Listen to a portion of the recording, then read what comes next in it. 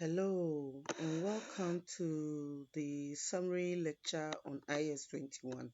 This week we have read and studied IAS 1, solved questions on IAS 1, and this video is to kind of bring it all together and emphasize areas that you should look at.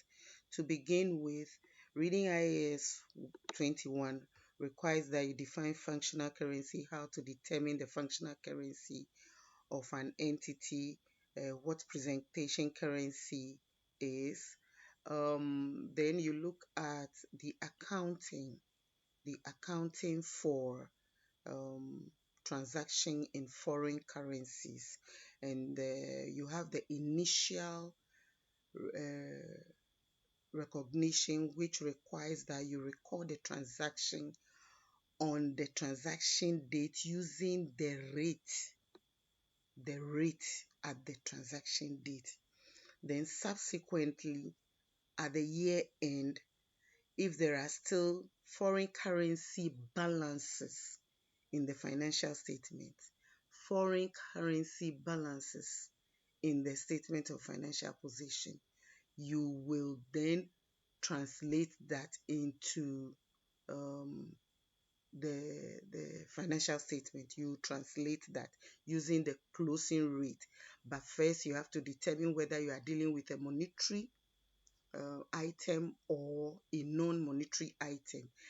Monetary item are translated at the closing rate, and the non-monetary items are translated at historical cost if they are carried at historical cost, and the non-monetary that are carried at fair value, they are translated at the fair value rate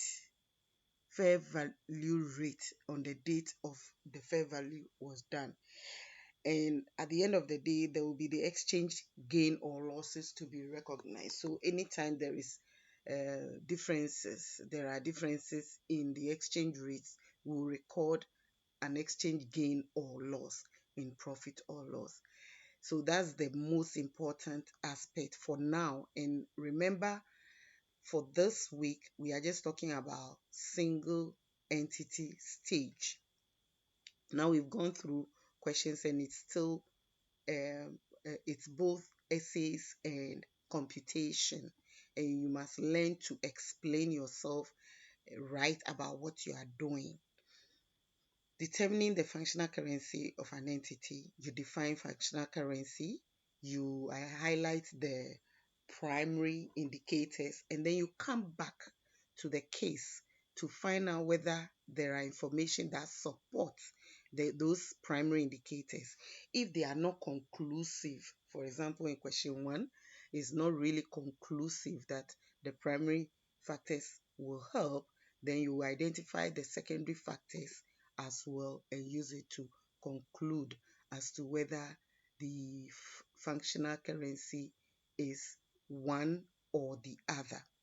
So OBAM is an entity located in a country whose currency is Ghana cedi. 70% of OBAM sales are denominated in Ghana cedi, and 30% of them are denominated in sterling.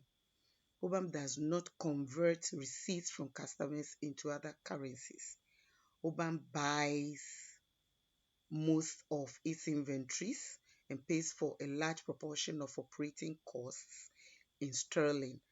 OBAM has 2 bank loans outstanding. Both of these loans are denominated in Ghana cedi. So the question is, what is the functional currency of OBAM? So if you think about the primary indicators, for example, you have to identify the 3 of them. You have to identify the 3 primary indicators, and that will be the currency that mainly influences the determination of sales prices, currency that the currency of the country whose competitive forces and regulation mainly influences operating cost, and the currency that influences the cost of providing goods and services. And therefore, these are the primary indicators. And therefore, if you go back to the case, you must go back to the case 70% of sales are in Ghana cedi, 30% in sterling. So you might think that the Ghana cedi is the functional currency. But at this point, there are other factors to consider because the question doesn't end with just that information.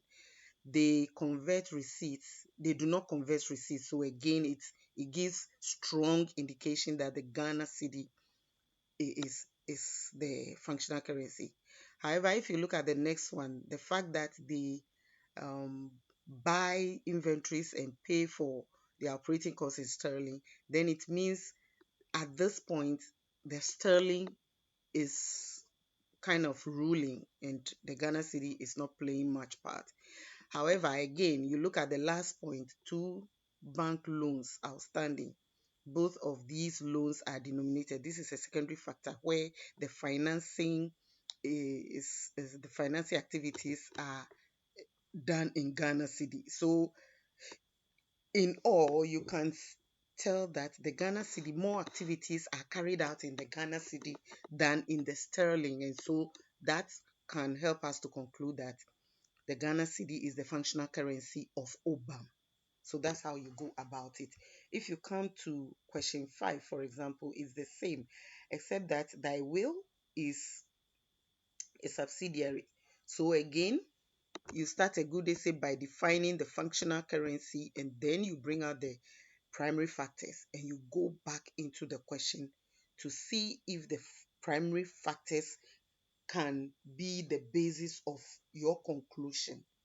In thy will, question 5, is it question 5? Yeah. Question 5, thy will, for example, um, the sale prices are influenced by local demand and supply and are traded in dinars. Analysis of revenue stream points to the dinar as being the functional currency. However, the cost analysis is inconclusive because the expenses are influenced by both the dinar and the Ghana cedi. And so the information is not clear. Okay, since the primary indicators are not giving us the conclusion, we have to look at the secondary factors. And so you identify the two secondary factors, and these are the currency that determine the currency in which financing activities are done and the currency in which operating um, activities are retained. And so again, you look at it, uh, it's not too clear.